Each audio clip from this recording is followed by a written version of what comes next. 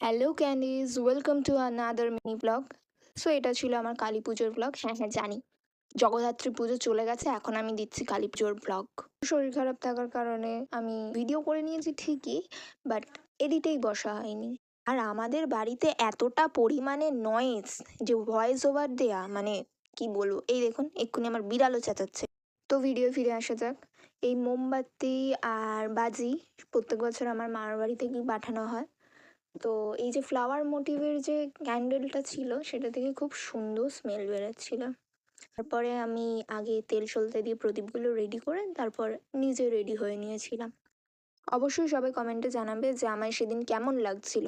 তাহলে চলো এবার মোমবাতিগুলো জ্বালিয়ে নেওয়া যাক।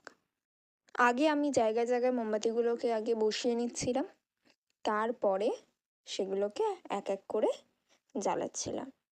মোমবাতি বসাতে বসাতেই তোমাদের সাথে একটা কথা শেয়ার করি যে কেন আমি দুর্গাপূজায় কোনো রকম কোনো ব্লগ আপলোড করতে পারিনি।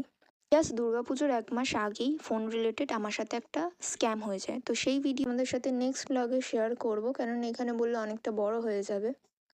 তো ব্লগে ফেরা যাক। মোমবাতিগুলো এক এক করে জ্বালিয়ে নিয়ে তারপর আমি বেশ কিছু বাজি ফাটিয়ে নিয়েছিলাম। সেই দিন কমই ফাটিয়েছিলাম, তার পরের দিনকারে বেশি ফাটিয়েছিলাম বাজি। রাত্রের ডিনারে ছিল কড়াই পনির আর লুচি।